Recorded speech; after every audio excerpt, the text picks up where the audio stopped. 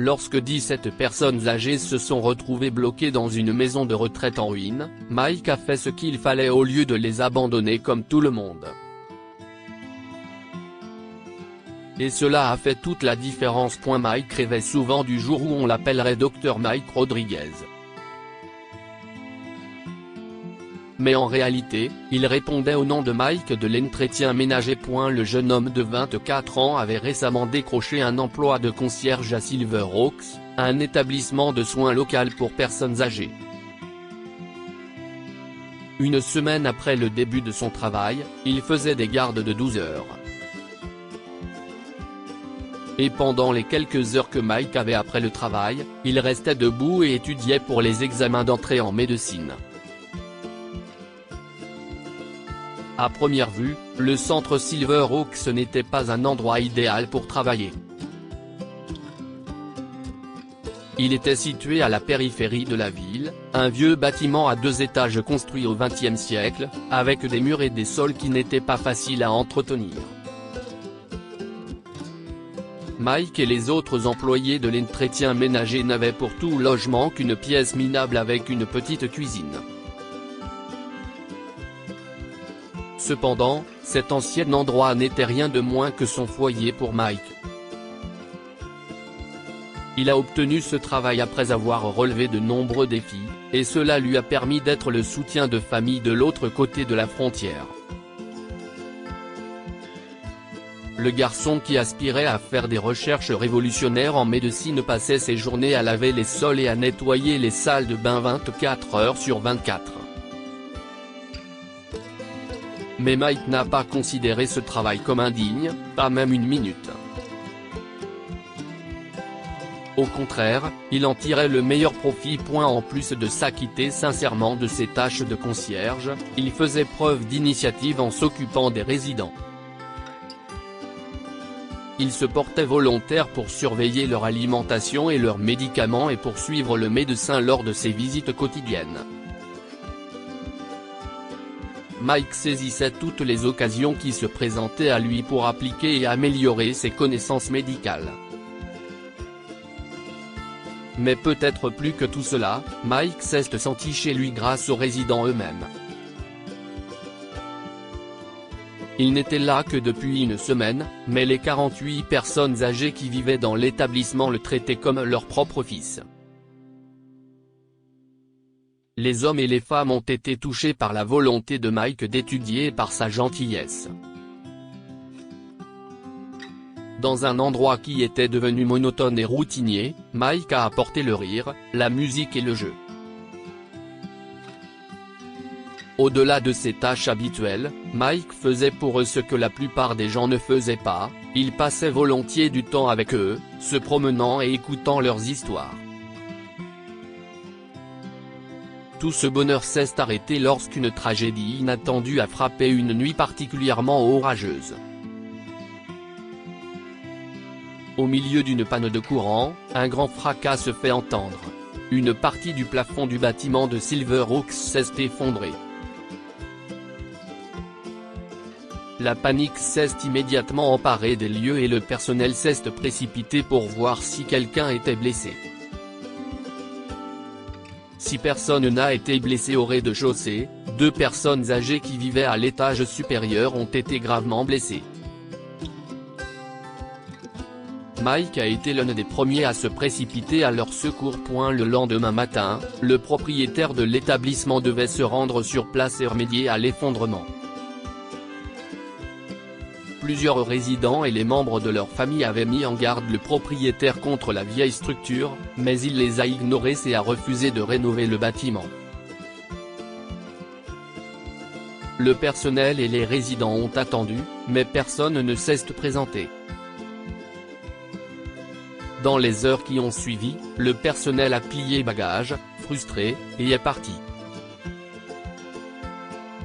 Nous refusons de mettre nos vies en danger à nouveau. Mike, tu devrais partir aussi. Cet endroit ne vaut pas la peine, ont déclaré ses collègues. Au moment où le personnel est parti, plusieurs résidents ont également vidé leurs chambres. Ils avaient réussi à contacter leur famille, qui était venu les chercher en voiture à l'établissement. Au moins, ils ont retrouvé leur famille, a pensé Mike, en faisant des adieux larmoyants aux vieux visages familiers. Le ciel change, le soleil commence à se coucher et les nuages s'assombrissent à nouveau. Cela allait être une autre nuit éprouvante. Mike a pensé à sa famille. Il ne pouvait pas les joindre, mais il continuait à imaginer ce que ses parents diraient.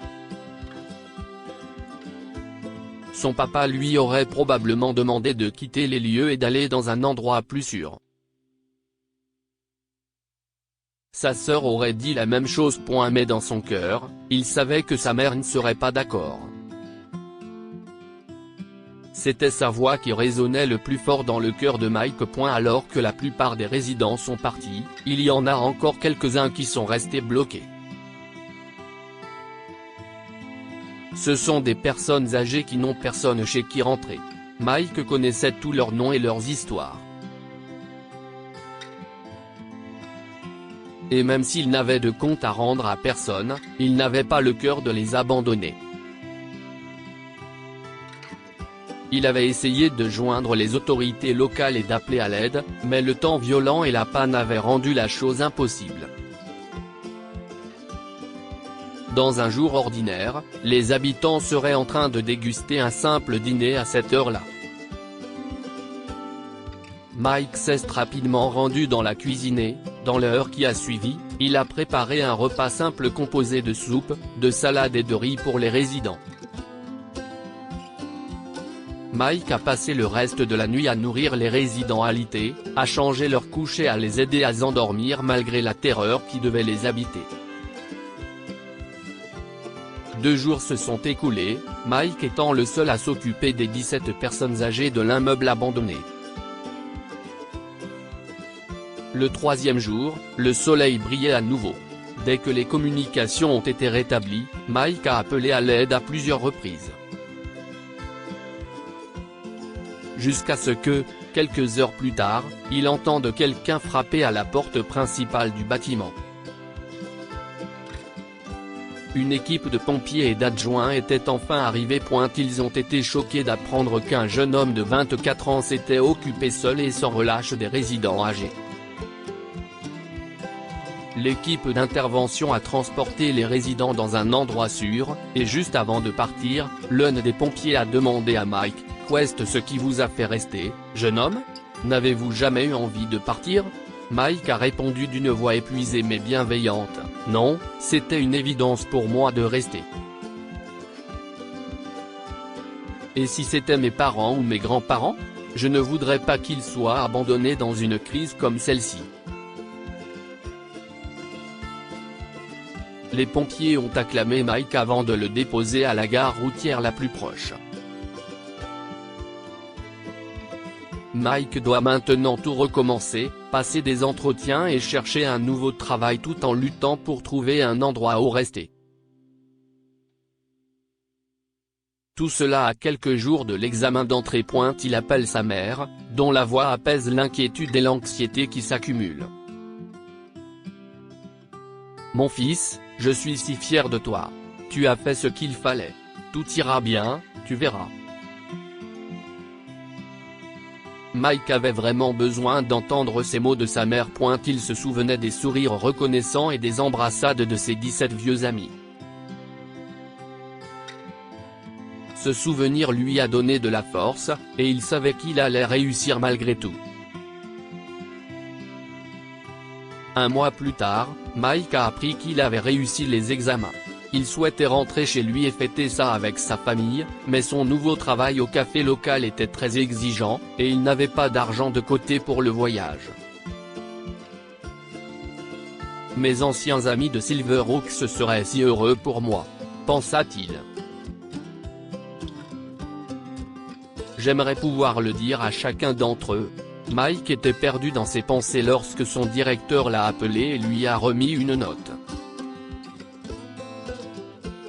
Ne sachant pas qui l'avait envoyée, il a ouvert la lettre.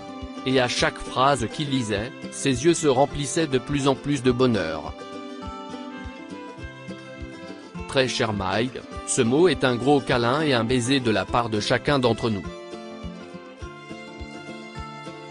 Nous avons appris que tu as réussi tes examens, et nos cœurs sont comblés. Tu es destiné à de grandes choses, mon fils. Et tu as tout notre amour et nos bénédictions. Considère ceci comme un petit cadeau de gratitude pour l'amour que tu nous as montré quand personne d'autre ne le faisait. Ce n'est pas beaucoup, mais cela devrait permettre de payer un bel appartement neuf, tes frais d'université pour la première année, et ton billet d'avion pour aller voir ta famille. Nous t'aimons. On veut te voir. Nos adresses sont au dos de cette lettre. Nous garderons en mémoire nos histoires les plus excitantes et nos nouveaux potins pour les partager avec toi. On t'aime, fiston. À bientôt. À la tienne, tes vieux copains de Silverhawks. Mike a vu le montant sur le chèque, et son cœur a fait un bond. C'était en effet plus qu'assez d'argent pour lui permettre d'entrer dans la meilleure école de médecine de la ville. Il a enlevé son tablier, est sorti du café et n'a jamais regardé en arrière. Que pouvons-nous apprendre de cette histoire? Faites ce qui est juste, même si est un choix difficile. Mike aurait pu abandonner rapidement les résidents comme le reste du personnel. Mais il savait que ce serait mal, et il a choisi d'écouter son instinct. Ce n'était pas un choix facile, mais il a fini par faire une grande différence grâce à son aide. Traitez tous les hommes et femmes âgés comme vous traiterez vos grands-parents. Ils n'ont peut-être aucun lien de parenté avec vous, mais tout comme vos grands-parents, ils ont vécu une vie longue et peut-être difficile. Vos petits gestes de bonté peuvent signifier beaucoup pour eux. Partagez cette histoire avec vos amis. Elle pourrait illuminer leur journée et les inspirer. Lire aussi, un jeune étranger commence à s'occuper d'un vieux couple, la dame remarque qu'il a la même tache de naissance qu'elle. Abonnez-vous à mon mama sur Google News.